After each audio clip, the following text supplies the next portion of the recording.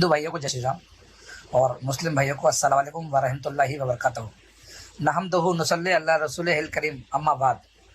बिस्मिल्लाहिर्रहमानिर्रहीम।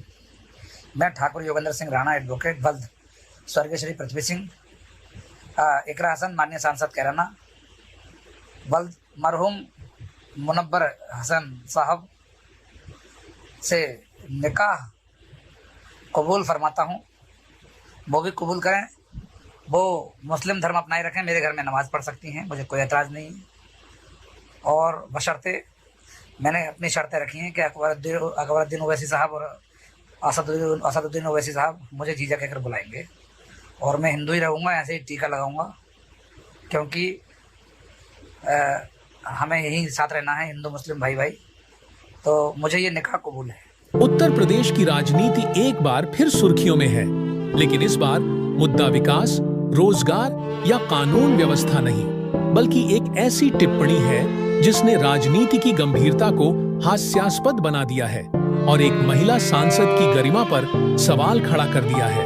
करणी सेना के राष्ट्रीय उपाध्यक्ष योगेंद्र सिंह राणा का एक वीडियो सोशल मीडिया पर जंगल की आग की तरह फैल रहा है, जिसमें वह कैमरे के सामने खड़े होकर सपा सांसद इकरा हसन को निकाह की पेशकश करते हुए कहते हैं, मैं इकरा हसन से निकाह करना चाहता हूँ। उन्हें घर में नमाज पढ़ने की पूरी आजादी होगी और मैंने अपनी पत्नी से भी इसकी इजाजत ले ली है। उन्होंने इतना कहने पर भी खुद को नहीं रोका और आगे जोड़ा, अगर ओवैसी भाइयों ने मुझे जीजा कह दिया तो मैं इस रिश्ते को पक्का मान लूंगा। अब सोचिए, एक तरफ देश की राजनीति में नारी सशक्तिकरण और महिलाओं के सम्मान की बात होती है, वहीं दूसरी तरफ एक वरिष्ठ राजनीतिक पद पर बैठे व्यक्ति द्वारा एक महिला सांसद को इस तरह खुलेआम शादी का प्रस्ताव देना न सिर्फ हैरान करता है, बल्कि राजनीति की गिरती हुई मर्यादा पर भी करारा तमाचा है। इस बयान के बाद सोशल मीडिया पर मानो विस्फोट हो गया।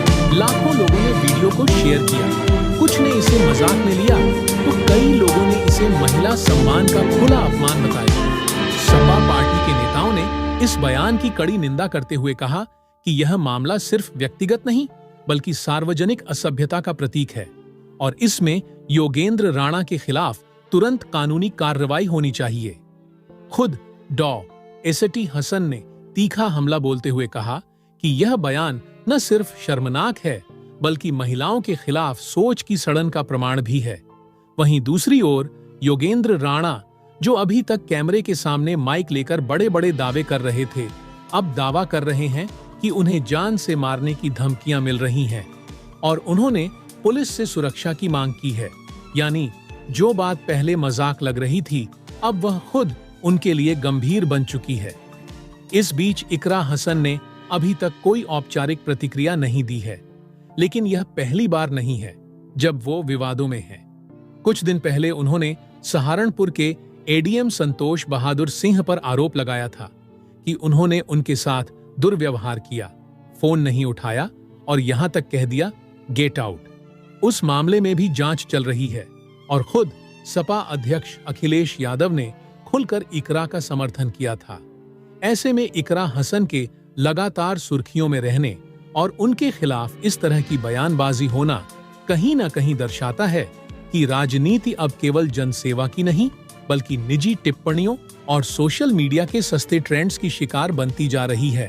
सवाल यह भी है कि क्या एक महिला सांसद को सिर्फ इसलिए टारगेट किया जा रहा है क्योंकि वह युवा हैं, मुखर हैं और एक खास समुदाय का प्रतिनिधित्व करती हैं, या फिर यह एक सोची समझी रणनीति है जिससे उन्हें मानसिक तौर पर कमजोर किया जा सके?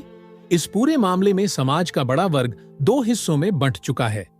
एक वर्ग इस बयान को मजाक और ह्यूमर मानता है, जबकि दूसरा वर्ग इसे सीधा सीधा उत्पीड़न और महिला सम्मान के खिलाफ हमला मान रहा है।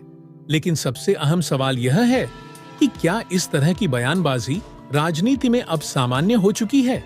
क्या कोई पुरुष सांसद होता तो इस तरह की बातें खुलेआम की जाती?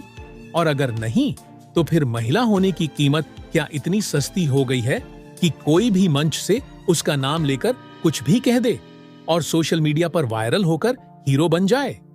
यह घटना सिर्फ एक मजाकिया बयान नहीं है, यह एक संकेत है उस दिशा का जिसमें हमारी राजनीति तेजी से फिसलती जा रही है, जहां विचारों की जगह वायरल लाइनें ले रही हैं और महिलाओं के सम्मान की जगह लाइक्स और व्यूज गिनने की मानसिकता ने ले ली है।